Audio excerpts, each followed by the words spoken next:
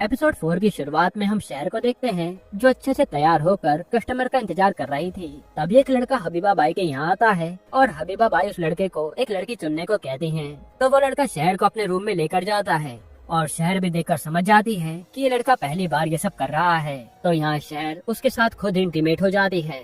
फिर काम खत्म होने के बाद वो लड़का हबीबा बाई से आकर शहर की काफी तारीफ करता है। फिर थोड़े टाइम बाद कोई दूसरा आदमी हबीबा बाई के पास आता है और उस आदमी को भी शहर ज्यादा पसंद आती है, इसलिए वो उसे अपने साथ कमरे में ले जाता है। फिर हम धनंजय को देखते हैं। धनंजय राणा को अपने घर पर लेकर आता है। तो राणा धनंजय से कहता है कि शहर को राजू अपने साथ लेकर मुंबई गया है। तब धनंजय शहर के साथ राजू की भी तलाश करने में लग जाता है। दूसरी तरफ कादिर के घर पर बाबू और अकरम बैठे होते हैं। वहाँ अकरम कादिर से कहता है कि गफूर को बाबू ने मारा है। इस पे बाबू कहता है कि मैंने किसी को नहीं मारा है, तुम बस अपनी दुश्मनी निकालने के लिए ये सब कर रहे हो। तभी कादिर उन दोनों से कहता है कि असली गुनहगार हम में से कोई एक हो सकता है और मैं उस गुनहगार को कभी छोड़ूंगा नहीं। साथ ही कादिर इन दोनों से कहता है कि तुम दोनों लड़ना बंद करो और वो इन दोनों को आधा आधा बिजनेस दे देता है कि आगे की 4 गली अकरम संभालेगा और पीछे की 4 गली बाबू संभालेगा। जो बात बाबू को अच्छी नहीं लगती, क्योंकि पिछली गली में ज्यादा बिजनेस नहीं होता। इसके बाद हम कादिर को देखते हैं, जो गफूर के खूनी को ढूंढकर अपने हाथों से मारना चाहता था। इसी गुस्से में आकर वो अपने सीने पर चाकू से निशान बना लेता है ताकि इसके जख्म से उसे गफूर के खूनी की याद आती रहे। फिर हमें पता चलता है कि आखिर कादिर सबसे पहली बार बाबू से कैसे मिला था। असल में कई साल पहले कादिर अपने एक रिश्तेदार से मिलकर घर जा रहा होता है।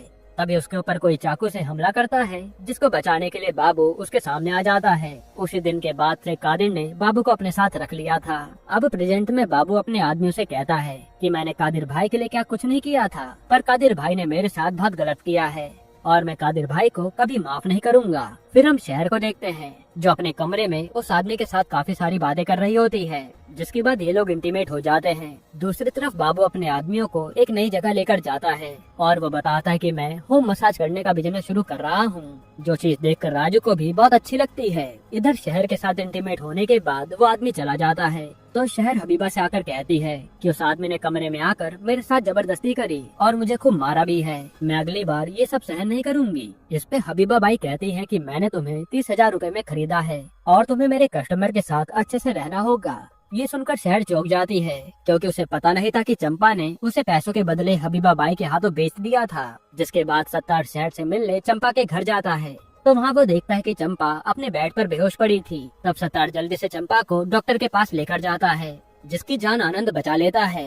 वहीं गांव में धनंजय अपने घर पर पुलिस को बुलाता है और कहता है कि मुझे कैसे भी करके राजू के बारे में सारी जानकारी चाहिए। तब पुलिस उसकी बात मान लेती है। यहाँ क्लिनिक में सत्तार चंपा का ख्याल रख रहा होता है और होश में आने के बाद चंपा उसे बताती है कि शहर अब हबीबा बाई के कोठे पर काम कर रही है। फिर हम बाबू को देखते हैं। बाबू आईवी और कुछ विदेशी लड़कियों को लेकर अपने मसाज सेंटर जा रहा होता है और वो रास्ते में कहता है कि देखना, एक दिन मैं इस धंधे में सबसे बड़ा आदमी बनूंगा। तब आईवी भी खुश हो जाती है। जिसके बाद कादिर शाम को बुलाकर कहता है कि मुझे वो लड़की चाहिए जिसने मेरे भतीजे को मारा है। अगर तुम उस लड़की को नहीं ढूंढ पाए तो तुम्हारी लाश भी किसी को नहीं मिलेगी। तब कादिर की धमकी सुनकर श्याम काफी ज्यादा डर जाता है। अब हम राजू को देखते हैं। राजू बाबू के मसाज सेंटर के लिए काम कर रहा था। दूसरी तरफ शहर को हबीबा बाई के कोठे में 2 छोटी बच्ची कैद दिखती हैं। तो शहर उन बच्ची के पास जाकर उनसे बातें कर रही होती है, लेकिन तभी वहाँ हबीबा बाई का आदमी आ जाता है। वो शहर को खींचकर हबीबा बाई के पास ले जाता है और बताता है कि शहर बिना पूछे उन दोनों बच्चियों के रूम में गई थी। ये सुनकर हबीबा बाई को बहुत गुस्सा आता है और वो कहती है कि आज रात सारे कस्टमर्स को तुम ही अकेले हैंडल करना होगा, ये आज रात की तुम्हारी सजा है।